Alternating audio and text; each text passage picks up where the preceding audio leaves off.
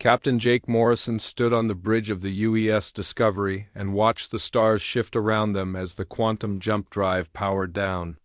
3 years of testing had led to this moment. Humanity was about to take its first step into the wider galaxy. "Jump complete, Captain," said Engineer Megan Walsh from her station. "We are now in the Proxima Centauri system." Jake nodded and looked at the main screen. The red dwarf star glowed before them, smaller and dimmer than Earth's sun. This was it. They had traveled further from home than any human in history. "Begin long-range scans," Jake ordered. "Let's see what's out here." Commander Rick Torres worked at his tactical station. His job was to keep them safe, though they had no idea what dangers might exist in deep space. The Discovery carried the best weapons Earth could build, but they were designed for fighting other humans. Dr. Lisa Carter moved to the science station. As the ship's xenobiologist, she would be the first to study any alien life they found. She had spent years preparing for this moment, but nothing could really prepare someone for meeting beings from another world. "Captain, I'm getting some unusual readings," Torres called out. "Multiple contacts approaching from the outer system." "They're big, sir. Much bigger than our ship." Jake felt his heart rate increase. "Can you tell what they are?" "Unknown design. The signatures don't match anything in our database." "They're definitely artificial, though. Ships of some kind." Dr. Carter looked up from her station. "This is incredible. We're looking at proof that intelligent life exists beyond Earth." Jake tried to stay calm. First contact with alien beings was always supposed to be handled carefully. Earth scientists had written hundreds of protocols for this situation. Open a channel on all frequencies. "Let's try to talk to them." The main screen flickered and suddenly showed the interior of an alien bridge. Jake found himself staring at a creature that looked like a cross between a lizard and a man. It stood nearly 8 feet tall, with scaled green skin and yellow eyes that seemed to burn with intelligence and contempt. "I am Admiral Kethver of the Zelani Empire," the being spoke in perfect English. "You will identify yourselves and state your business in our territory." Jake stepped forward. "I am Captain Jake Morrison of the United Earthship Discovery. We come in peace, seeking to make contact with other intelligent species." The alien admiral made a sound that might have been laughter. "Earth, we have heard rumors of your primitive world. You have somehow managed to stumble into faster-than-light travel, but you remain nothing more than animals pretending to be civilized." "I assure you that humanity is a peaceful species," Jake replied, trying to keep his voice steady. "We seek only friendship and knowledge." "Friendship?" Kethver's lips pulled back to reveal rows of sharp teeth. "Lesser species do not have friendships with their superiors. You have 2 choices, human. Surrender your ship and submit to the Empire, or be destroyed where you stand." Jake felt the blood drain from his face. This was not how first contact was supposed to go. "Admiral, surely we can reach some kind of understanding. We have much to offer each other." "You have nothing we want except your submission. The galaxy has an order, human. The strong rule and the weak serve. Your species will learn this truth. One way or another." Torres looked up from his station. "Captain, their weapons are powering up. All ships are moving to attack positions." Jake's mind raced. The Discovery was alone, surrounded by alien warships that clearly had hostile intentions. Earth's protocols had never covered a situation like this. "Admiral Kethver, we are a peaceful exploration vessel. We have no wish to fight you." "Then you will surrender immediately. Power down your weapons and prepare to be boarded." Jake looked around the bridge at his crew. These were good people who had volunteered for humanity's first journey to the stars. They trusted him to bring them home safely. He could not let them become prisoners of beings who saw humans as nothing more than animals. "I'm sorry, Admiral, but I cannot do that." Kethver's expression grew even more contemptuous. "Then you will die as all primitives do. With honor, perhaps, but still as inferiors." The screen went dark. Immediately alarms began sounding throughout the Discovery. "Multiple weapons locks?" Torres shouted. "They're firing." The ship shook as energy beams struck their shields. Jake grabbed the command chair to steady himself. Return fire. All weapons. The Discovery's missiles and laser cannons fired back at the alien ships, but their weapons seemed to barely scratch the enemy shields. More hits struck their ship, and the lights flickered. Shields down to 60%, Torres reported. Hull breaches on decks 4 and 7. Dr. Carter was working frantically at her station. Captain, I'm detecting some kind of tractor beam. They're trying to disable our engines. Jake realized they had only one chance. Megan, can you get us out of here? I'm trying, Captain, but the jump drive needs time to charge. Another few minutes at least. The ship shook again, more violently this time. Jake could hear the hull groaning under the assault. They were tough, but not tough enough to withstand this kind of firepower for long. Boarding craft approaching, Torres announced. They're trying to dock with our airlock. Security teams to the docking bay, Jake ordered. Seal all compartments. But it was too late. The aliens had some kind of technology that cut through their airlock like it was paper. Jake watched on the security monitors as tall reptilian figures in advanced armor stormed aboard his ship. The fighting was brief and brutal. The human security teams fought bravely, but their weapons were no match for alien technology. Within minutes, armed Zelani. Soldiers were on the bridge. Dr. Carter raised her hands as one of the soldiers pointed a weapon at her. Captain, I think they want us alive. Jake looked around at his captured crew. Several were missing, including Dr. Carter and 3 other scientists. The Zelani had taken them somewhere else. Admiral Kethver appeared on the main screen again. Your pathetic resistance is overhuman. Your ship is crippled and your crew captured. Consider this your first lesson in galactic reality. What have you done with my people? Jake demanded. The useful ones will be studied. Perhaps we can learn something about your species before we decide whether you are worth keeping as slaves or simply eliminating entirely. Jake felt rage building inside him. These aliens had attacked a peaceful ship and kidnapped his crew members. The people of Earth will not stand for this. The people of Earth will submit or be destroyed. We have conquered 100 worlds, Captain Morrison. Yours will be no different. The screen went dark again, but this time no weapons fired. Instead, Jake felt the ship shudder as something released them. The Discovery was free, but badly damaged and missing several crew members. Captain, we have partial engine power, Megan reported. I can get us home, but it's going to be a rough trip. Jake stared at the alien ships as they grew smaller in the distance. Humanity had dreamed of meeting beings from other worlds for centuries. They had imagined sharing knowledge and exploring the universe together. Instead, they had found an empire that saw them as nothing more than primitives to be enslaved or eliminated. The aliens thought they knew what humans were capable of. They were about to learn how wrong they could be. The damaged UES Discovery limped back into Earth orbit after 2 weeks of difficult travel. Captain Jake Morrison watched through the viewports as his homeworld grew larger on the screen. The blue and white planet looked peaceful from space. But he knew that was about to change forever. President Helen Martinez waited for him at the space station along with General Peter Collins and Dr. Nathan Brooks. Jake had sent his report ahead, but seeing their faces told him they still found it hard to believe. Captain Morrison, President Martinez said as Jake entered the meeting room. Tell us exactly what happened out there. Jake sat down heavily in his chair. The past 2 weeks had aged him years. Madam President, we are not alone in the universe. And the beings we found do not want to be our friends. He described the encounter with Admiral Kethver and the Zelani Empire. He told them about the attack on his ship and the capture of Dr. Carter and the other crew members. When he finished, the room was silent. General Collins spoke first. How advanced are their weapons? Compared to ours? Much more advanced, Jake replied. Our shields barely slowed them down. Their weapons cut through our hull like it was paper.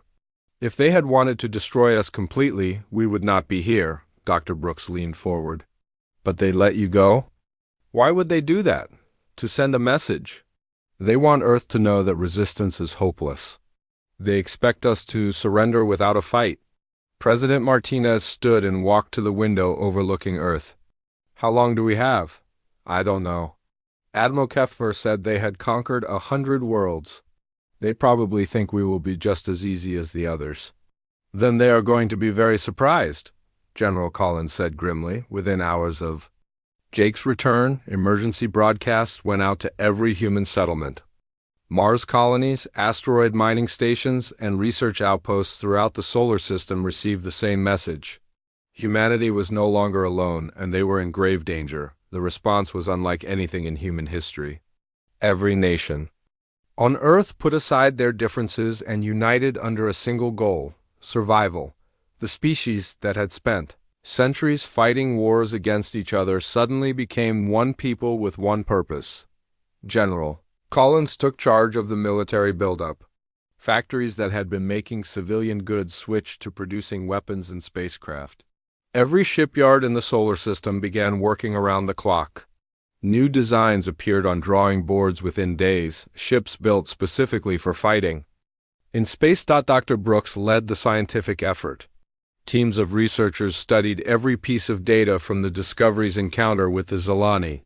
They analyzed the alien weapons, their ship designs, and most importantly, their tactics. If humanity was going to survive, they needed to understand their enemy. But not everyone was content to wait and prepare. Commander Amy Johnson had served with Dr. Carter for 3 years. She knew Lisa was probably being held on some alien research station, undergoing experiments that were too horrible to imagine. Amy went to General Collins with a proposal. Sir, we need to get our people back. Every day we wait, they suffer more. Commander, we don't even know where they are. The galaxy is a big place. The Discovery sensors tracked the Zilani ships when they left. I can follow that trail. General Collins shook his head. It's suicide. You would be one small ship against an entire empire. Maybe, sir, but we can't abandon our own people. Besides, we need intelligence about their capabilities. A rescue mission could gather information we need to defend Earth. After much debate, Collins approved the mission. Amy selected a small team of Marines who specialized in covert operations. They took the fastest ship in the fleet, the UES Shadow, and disappeared into deep space. Meanwhile, Jake Morrison found himself promoted to admiral and put in charge of training the new fleet. Thousands of ships were under construction, but they needed crews who knew how to fight aliens instead of other humans. The first thing Jake taught was that space combat was nothing like fighting on Earth. There was no up or down, no cover to hide behind, and no civilians to protect. Ships could attack from any direction and battles could last for days. Forget everything you know about warfare, he told the new captains. The aliens have been fighting in space for centuries. They know every trick in the book. We need to write a new book. Jake developed new tactics based on what he had learned from the Zilani attack. Human ships would work in groups, covering each other and sharing targeting data. They would use speed and surprise instead of trying to match alien firepower. Most importantly, they would never give up. Jake had seen the contempt in Admiral Keffer's eyes. The aliens thought humans were weak because they seemed to value individual lives over victory. They were about to learn that humans could be more ruthless than any predator when their survival was at stake. 3 months after first contact, Amy Johnson's team found the Zilani research station. It was hidden in an asteroid field near a dead star system, far from any inhabited worlds. Amy watched through her ship's sensors as alien vessels moved in and out of the facility. That's where they are, she told her team. Dr. Carter and the others are in there somewhere. The station was heavily defended, but Amy had studied the alien patrol patterns for days. She found a gap in their coverage and led her team through the asteroid field in small shuttles. Getting inside was easier than expected. The Zilani were so confident in their superiority that they barely bothered with internal security. Amy's Marines moved through the corridors using stealth suits that made them nearly invisible. They found the human prisoners in a medical facility. Deep inside the station, Dr. Carter was barely conscious, connected to machines that were studying her brain patterns. The other crew members were in similar conditions. Lisa, Amy whispered as she disconnected the alien equipment. Can you hear me? Dr. Carter's eyes opened slowly. Amy? How did you find us? Long story, can you move? I think so. They've been running tests, trying to understand how humans think. I've been studying them too, though. I know things about their society that could help us. Amy's team fought their way out of the station with the rescued prisoners. The Zilani pursued them, but human guerrilla tactics confused their rigid military thinking. By the time alien reinforcements arrived, the UES Shadow was already jumping back toward Earth. Dr. Carter's intelligence was invaluable. She had learned that the Zilani Empire ruled through fear and superior technology. They had never faced an enemy that refused to surrender when outgunned. Most species they conquered gave up after losing a few battles. They don't understand humans, she told the Earth Defense Council. They think we're just another primitive species that will submit once we realize we can't win. They have no idea what we're really capable of when we're fighting for our survival. Jake smiled grimly as he listened to her report. The Zilani expected Earth to surrender without a fight. Instead, they were going to find a species that had spent its entire history at war, united for the first time against a common enemy. 6 months after the Discovery's return, long-range sensors detected a massive fleet approaching the solar system. Admiral Keffer was coming back to claim his prize. But this time, humanity was ready for him. Admiral Keffer stood on the bridge of his flagship and watched the Sol system grow larger on his screens. 6 months had passed since his first encounter with the humans, and he expected to find a broken species ready to surrender. The primitive. Aliens had probably spent this time building monuments to beg for mercy.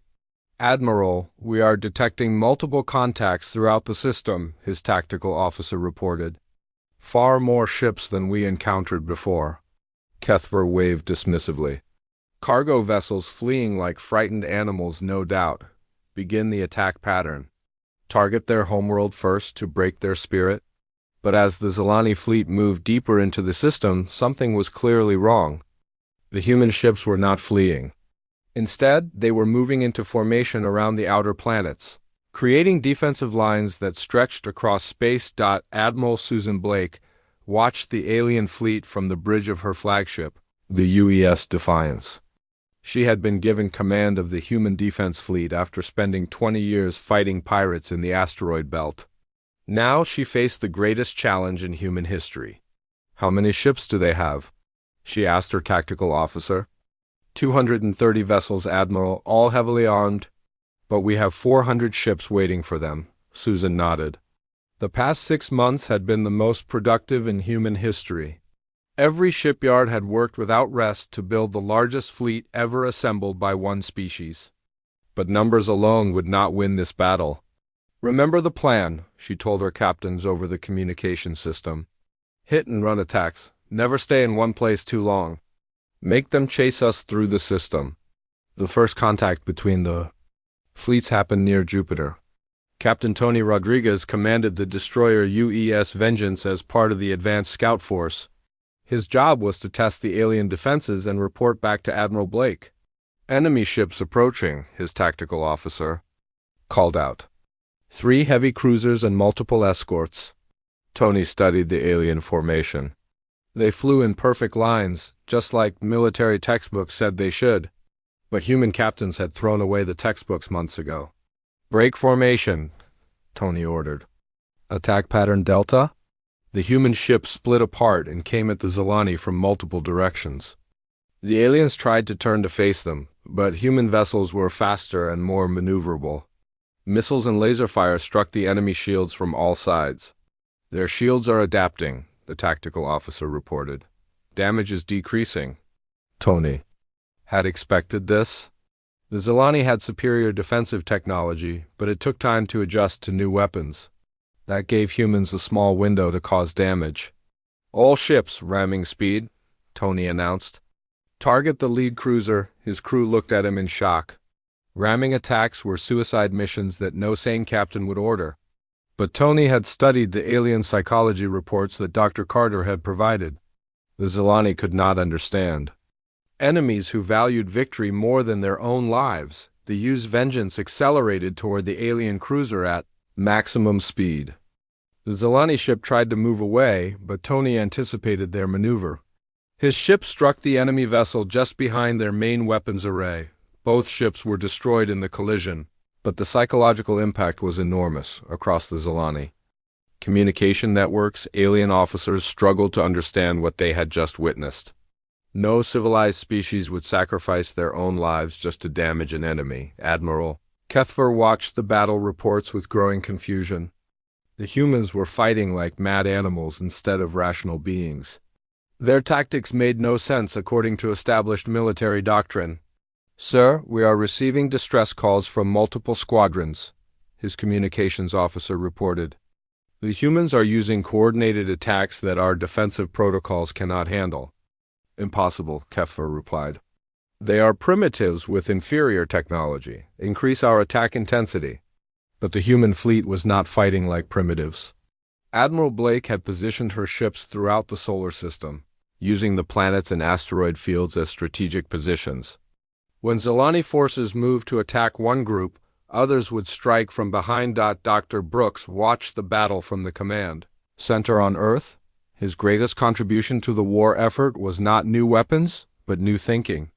Human ships carried adaptive artificial intelligence systems that learned from each engagement.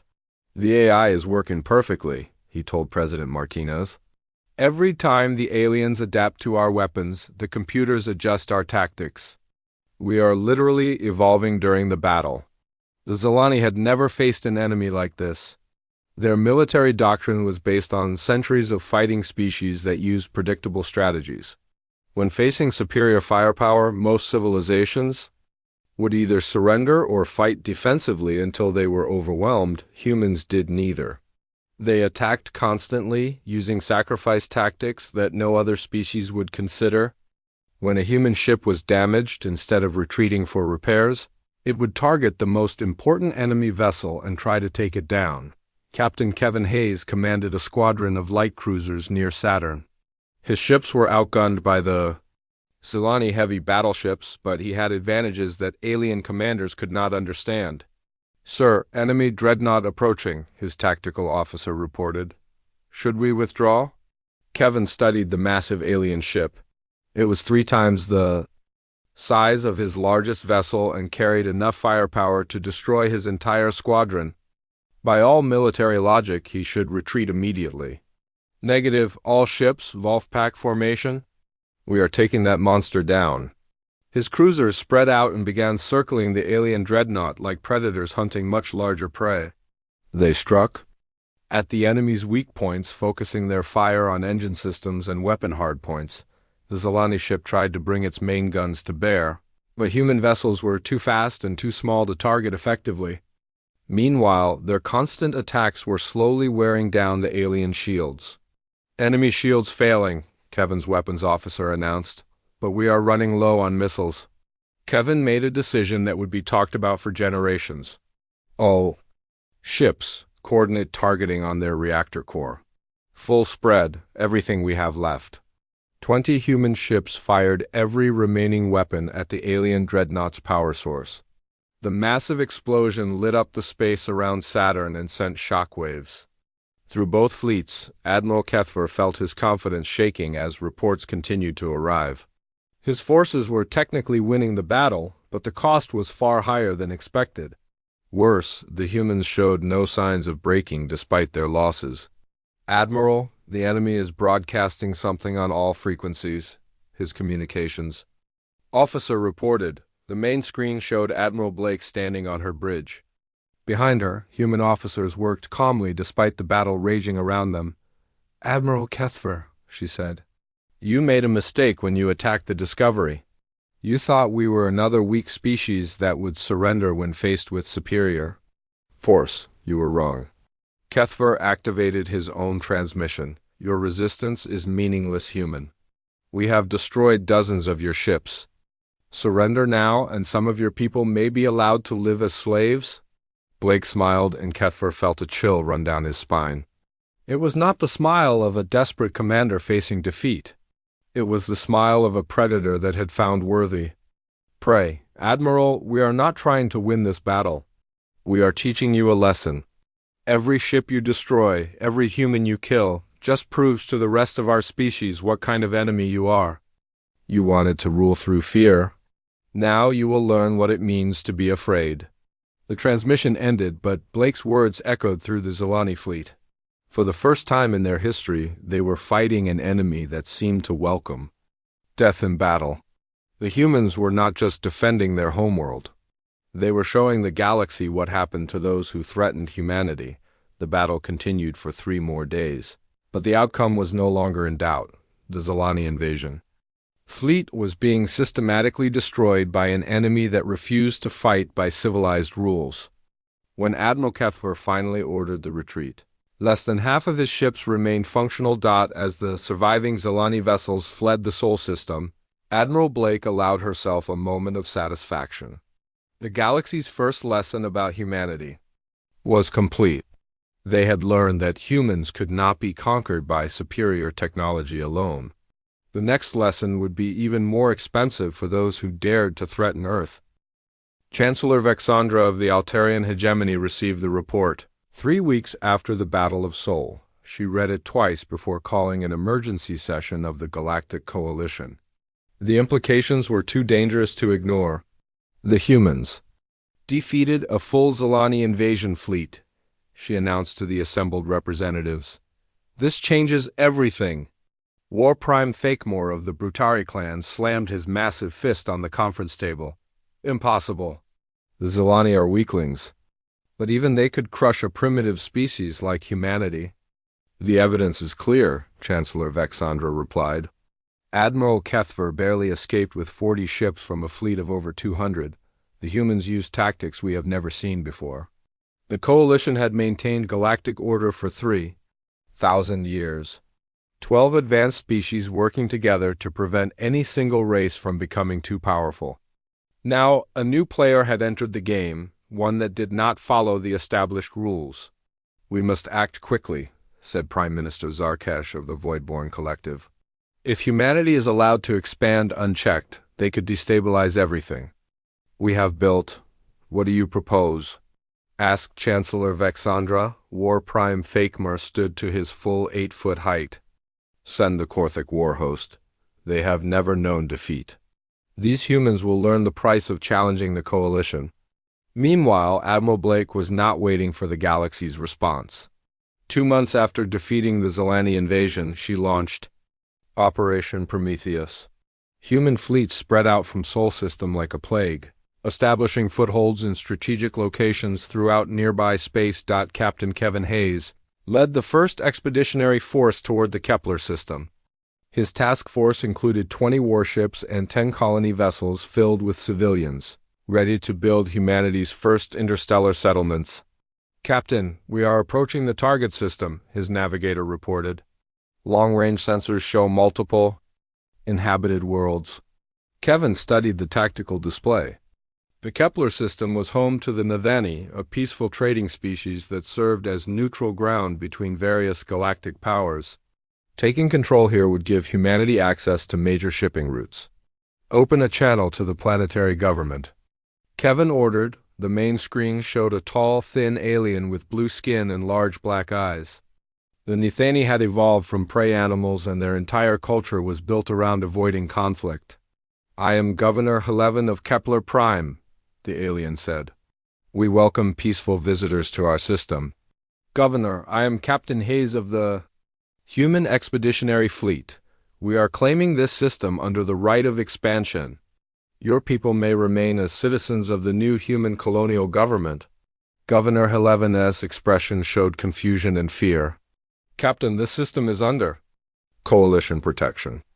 You cannot simply claim our worlds." "The Coalition is not here, Governor. We are. You have 24 hours to decide whether you want to cooperate with us or be removed from our new territory."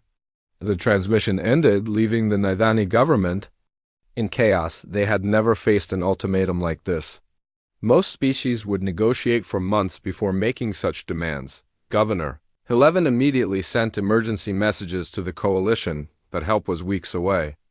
The human fleet began deploying orbital platforms and establishing military bases throughout the Kepler system, Colonel Maria Santos led the ground forces that secured the main population centers. Her Marines moved with precision and overwhelming force, but they also brought medical supplies and food for the civilian population. "We are not conquerors," she announced to the gathered Nathani leaders. "We are liberators. Under human protection, your people will be safer and more prosperous than they ever were under coalition rule." Many Nathani were skeptical, but they had to admit that human soldiers treated them better than expected. There was no looting or violence against civilians. Instead, human engineers began improving infrastructure and building new facilities. Dr. Carter, who had been promoted to head of xenological affairs, worked with local leaders to establish the new government. She had learned during her captivity that most alien species were ruled by fear and tradition. Humans offered something different. "Your old government answered to distant masters who cared nothing for your welfare," she told the Nathani Council. "Under human administration, decisions will be made here by people who live in this system." Within weeks, the Nathani population began to see benefits from human rule. Trade increased as human merchants brought goods from Earth, new technologies, improved agriculture and manufacturing. Most importantly, human military presence meant protection from pirates and raiders who had plagued the system for generations, but the coalition was not going to allow this expansion to continue unchallenged. War Prime Fakemar assembled. Korthak War Host, the most feared military force in galactic history. These warriors had conquered systems throughout the Outer Rim and had never retreated from any battle. The Korthak were bred for war. Standing 7 feet tall with armored skin and natural weapons, they lived only to fight and die in glorious combat. Their leader, Battle Lord Grakthar, had personally led the conquest of 30 worlds. "The humans think they understand warfare," he told his officers.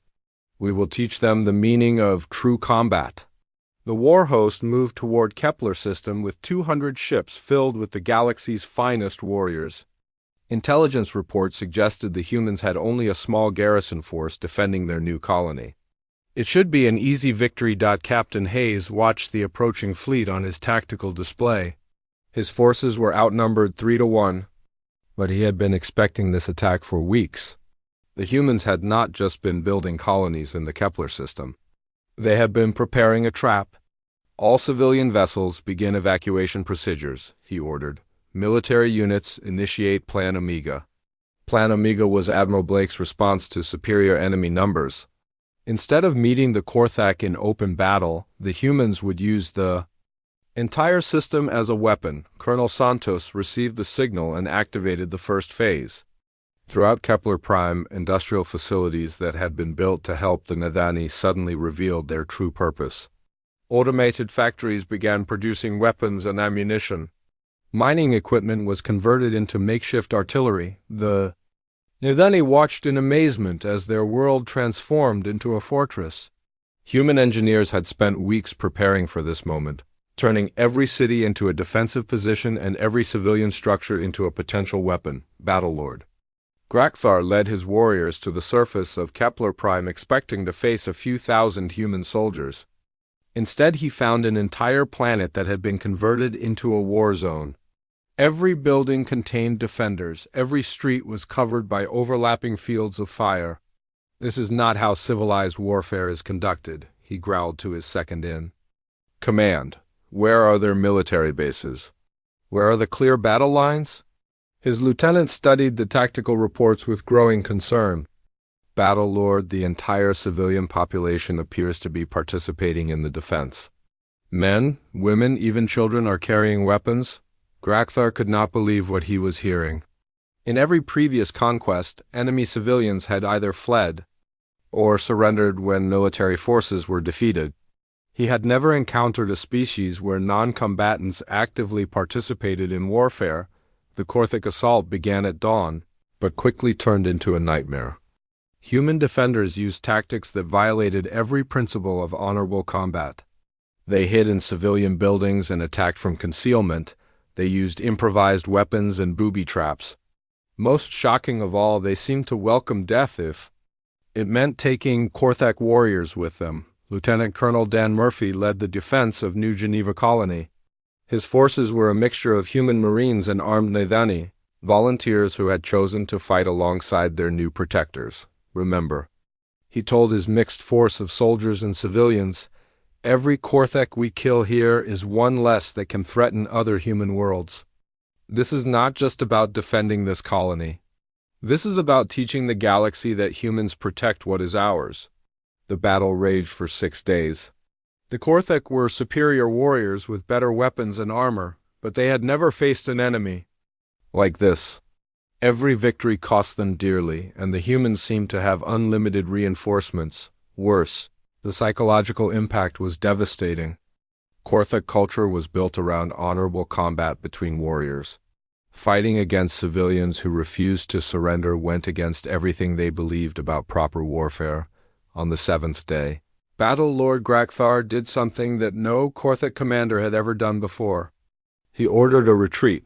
The cost of conquering Kepler Prime would require sacrificing his entire force, and there would still be no guarantee of victory. As the Korthek ships fled the system, Captain Hayes allowed himself a moment of satisfaction.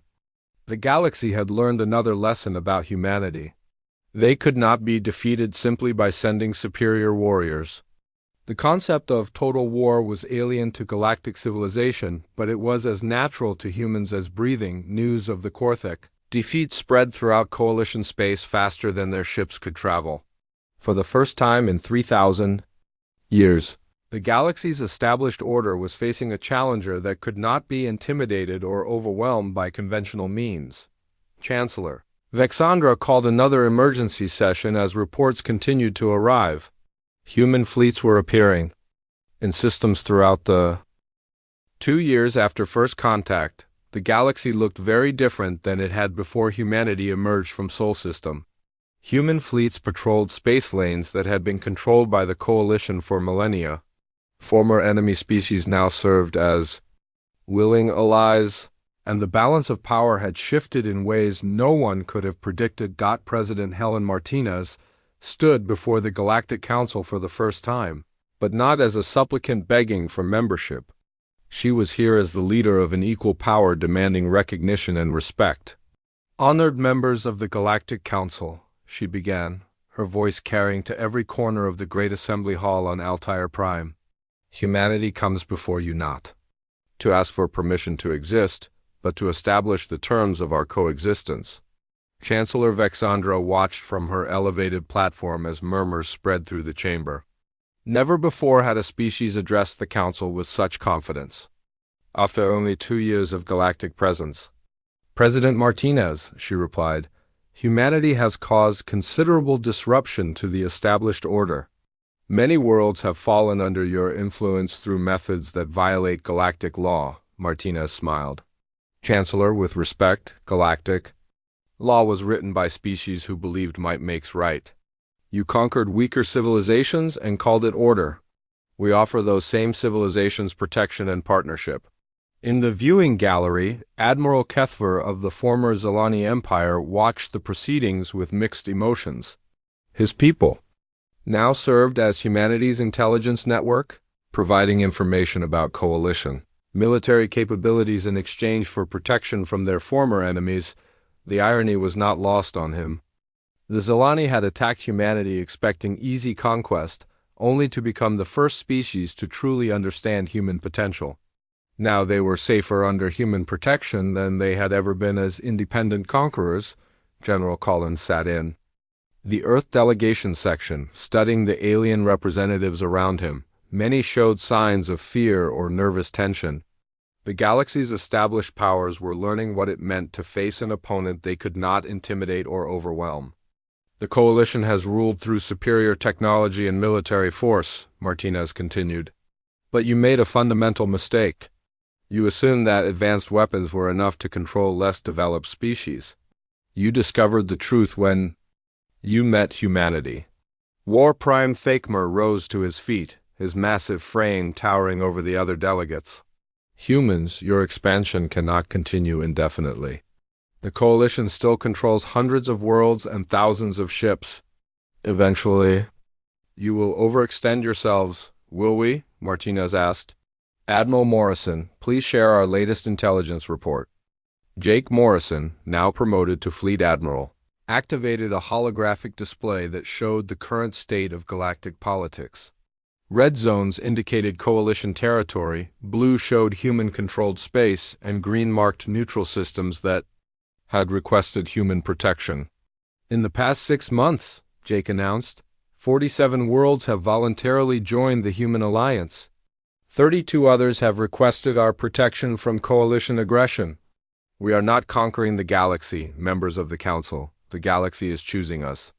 The display showed shipping routes, trade agreements, and defense pacts that painted a clear picture. Human influence was spreading not through military conquest alone, but through economic opportunity and genuine security guarantees. Dr. Carter, now serving as humanity's chief diplomatic advisor, stood to address a specific concern. Many species have discovered that human partnership offers something the coalition never provided: the freedom to develop their own potential without fear of suppression. Her words struck at the heart of coalition policy. For 3,000 years, they had maintained order by preventing any single species from becoming too powerful. Innovation was discouraged, military development was restricted, and economic growth was carefully controlled. Humans offered the opposite. They shared technology freely with allies, encouraged military cooperation, and created trade networks that benefited everyone involved. The result was an explosion of development in human-controlled space that made coalition territory look stagnant. By comparison, Chancellor Vexandra called for a recess to allow coalition members to discuss their response privately. In the secure chamber reserved for their deliberations, the tension was obvious. We are losing this war, admitted Prime Minister Zarkesh. Not just militarily, but ideologically. The humans offer hope for a better future while we offer only the promise that things will remain the same. Then we change our methods, War Prime, Thakmor declared. We adapt their tactics and match their aggression. With what? Asked Chancellor Vexandra. Our military doctrine is based on overwhelming inferior opponents. The humans have proven they cannot be overwhelmed. Every battle makes them stronger and more determined. The truth was becoming clear to all of them. The coalition had ruled through fear for so long that they had forgotten how to inspire loyalty. Their member species obeyed because they had no choice, not because they believed in coalition ideals. While the coalition debated, human expansion continued at an unprecedented pace. Captain Kevin Hayes now commanded an entire sector fleet with bases spanning dozens of systems. Each outpost served not just as a military installation, but as a center for human culture and technology. The psychological impact on galactic civilization was enormous. For the first time in millennia, there was an alternative to coalition rule. Species that had accepted their place in the galactic hierarchy began to question why they remained subordinate to distant masters who cared nothing for their welfare. Admiral Blake, now commanding the largest human fleet ever assembled, received her orders directly from President Martinez. Operation Final Answer would demonstrate once and for all that humanity was the galaxy's newest superpower. We are going to Altair Prime, she announced to her captains. Not to destroy it, but to show the Council that we can reach their most protected world whenever we choose. The siege of Altair Prime began 3 months later. Human fleets appeared throughout the system, but instead of attacking immediately, they established a blockade that cut off all trade and communication with the outside galaxy. Admiral Blake broadcast her message on all frequencies so every world in coalition space could hear her words. Citizens of the galaxy, this is Admiral Blake of the Human Alliance Fleet. We have not come to destroy Altair Prime or harm its people. We are here to demonstrate that the age of coalition dominance is over. The blockade lasted for 30 days, during which human engineers constructed a massive space station in orbit around Altair Prime. The message was clear. Humanity could build permanent installations in the heart of coalition space while their most powerful fleets watched helplessly. Chancellor Vexandra finally requested direct negotiations with President Martinez. The two leaders met aboard the New human station, with the blue and white world of Altair Prime visible through the viewport. What do you want? Vexandra asked bluntly. Recognition, Martinez replied. The galaxy must acknowledge that humanity is an equal power with equal rights. No more threats, no more attempts to limit our expansion, no more treating us like primitives who need guidance from their superiors. And in return, we stop expanding into Coalition Core territory. We establish formal borders and rules for interaction between our peoples. Most importantly, we create a new galactic order based on cooperation instead of domination. Dr. Carter presented the draft of what would become known as the Terran Accords. The agreement established humanity as the galaxy's fourth major power, with territorial claims that stretched across former coalition space. More importantly, it created new principles for interaction between species based on mutual respect rather than superior force. The signing ceremony took place on Earth, with representatives from every major galactic power in attendance. As president, Martinez put her signature on the historic document. She reflected on how far humanity had come in just 2 years. From a species that had never left their home system, they had become the most feared and respected force in known space. The galaxy had learned that humans could not be conquered, intimidated, or ignored. Admiral Kethfer, attending as humanity's newest ally, watched the ceremony with genuine admiration. Your species accomplished something we thought impossible, he told Jake Morrison. You changed the fundamental nature of galactic civilization through sheer force of will. Jake looked out at the stars through the great windows of the Earth Assembly Hall. We didn't change the galaxy, Admiral. We just showed it what was possible when people refused to accept that might makes right. The ceremony concluded with a simple but powerful statement from President Martinez. Today marks the beginning of a new age for galactic civilization. For too long, power has been concentrated in the hands of a few species who ruled through fear and superior technology. Humanity offers a different path forward. As the delegates returned to their homeworlds, alien communication networks buzzed with the same question that had never been necessary before. What do the humans want next? The answer came in the form of new trade agreements, defense pacts, and cultural exchanges that spread human influence peacefully throughout the galaxy. Species that had lived under coalition rule for centuries discovered they could choose their own path forward within FEV.